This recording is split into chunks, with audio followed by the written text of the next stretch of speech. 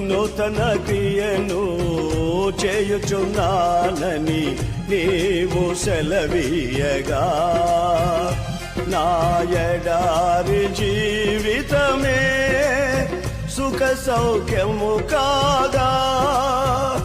నారణ్య రోదన ఉల్లాసముగా మారిపోయెనే నారణ్య రోదన ఉల్లాసముగా మారిపోయెనే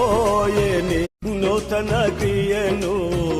చేయుచున్నానని నీవు సెలవీయగా నా ఎడారి జీవితమే సుఖ సౌఖ్యము కాదా నారణ్య రోదన ఉల్లాసముగా మా